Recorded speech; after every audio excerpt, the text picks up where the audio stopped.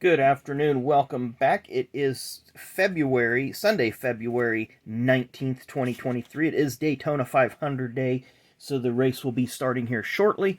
Hope that we have a great race to watch. The last few races this week have been kind of nondescript, nothing really spectacular. I mean, I'm not saying let's have the big crash, let's have, you know, a lot of action, but really hasn't been much in terms of passing. Yeah, the Xfinity race did have some three-wide action for a while. The trucks and the ARCA cars seemed very, very unstable. And then the Cup Series, it was the qualifying races, so they weren't going all out in that either. But to our birthdays today, which there are three of them. First one is an open-wheel IndyCar Champ Car veteran, also road racing, made a couple of NASCAR starts back in the early 90s.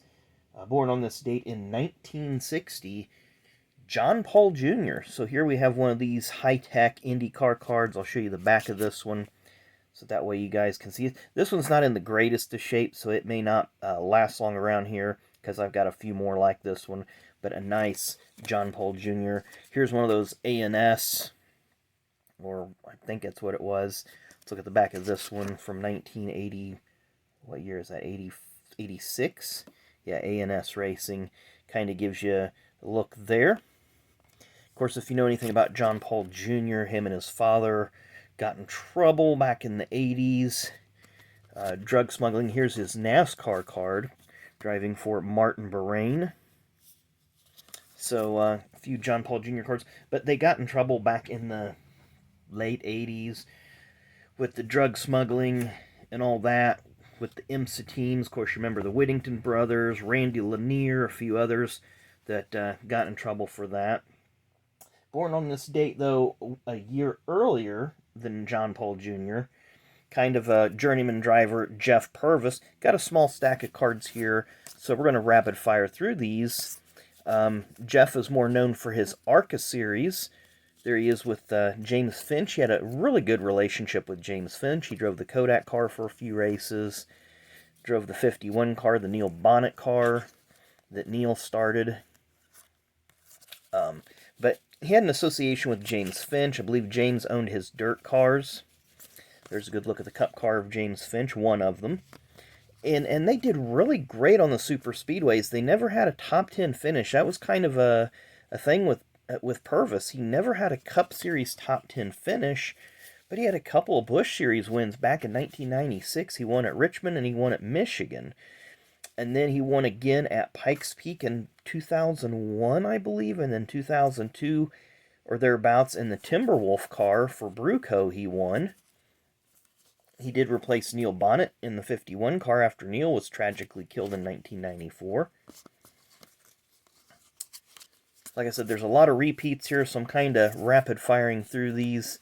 He did run a couple races for Bobby Allison in late 92 when Hut Stricklin was released. Of course, between Mike Alexander and Hut Stricklin in 1990, Jeff Purvis did run the race at Wilkesboro. Was it Wilkesboro or Martinsville? Somewhere, one of those two races. Purvis did run the 12 car for Bobby Allison, and then they settled on Hut Stricklin, just with a little more experience. Jeff is an accomplished dirt racer. There's his uniform for the Kodak car back in 93. He ran a few races near the end of the season, actually right when Ernie Irvan left, because the 4 team also ran Joe Nemechek and Jimmy Hensley as well in that car. Purvis ran 5 races, and they just decided to part ways. Like I say, Purvis did run some Xfinity, then Busch Series races. Always did well in ARCA. Had a lot of success in the ARCA Series, driving for James Finch in that red and white number 51 Phoenix Construction car. Of course, Phoenix Construction is the company that James Finch owns. And now, today's final birthday. And again, we're going to have some duplicates here. Born on this date in 1991. And in 2011, one day after his 20th birthday, Trevor Bayne won the Daytona 500. Of course, Trevor's kind of had a rocky career. Spent some time at Roush. That's where he came in with Michael Waltrip Racing. A lot of people probably don't remember that, driving the number 99 in the Xfinity Series very early on. Then Roush picked him up. Midway in the season, he had one of these strange contracts that ran out in the middle of the season, and he hopped over to Roush. And him and Stenhouse kind of become good friends. They raced each other. But Trevor never had much success. Of course, Stenhouse didn't either. Then he was on loan to the Wood Brothers for a couple years. Roush had so many drivers under contract. There's a good picture of the Wood Brothers uniform. Roush had so many drivers under contract that he just started loaning them out to teams. Like Chris Buescher went to a couple different teams. There's a nice look at the car. Of course, that's the car Harrison Burton drives now. I like that card. That's a really nice looking card there.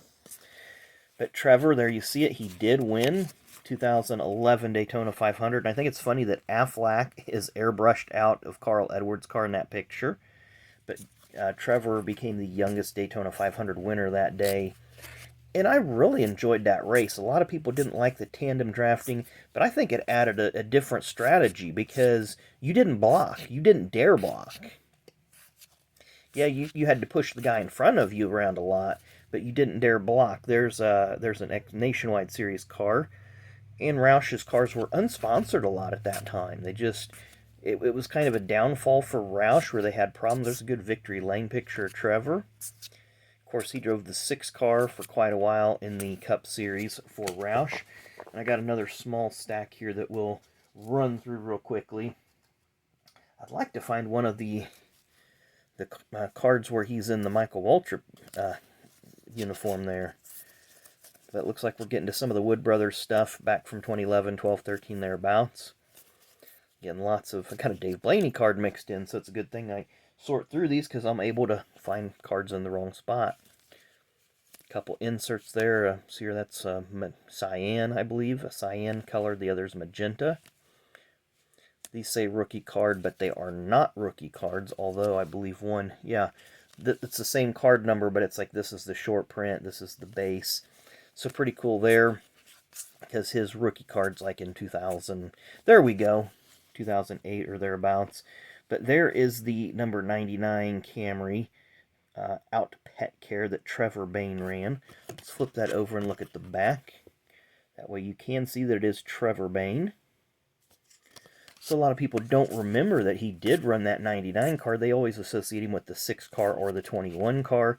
Of course, last year in the Xfinity Series, Trevor did run some races for Joe Gibbs. Really like this series of cards that have them with the Harley J. Earl Trophy. But yeah, Trevor did ran 7 or 8 races last year in Xfinity for Joe Gibbs. I don't know if he's running anything this year or not. Hopefully he can make something happen. There's another one of him in the 99.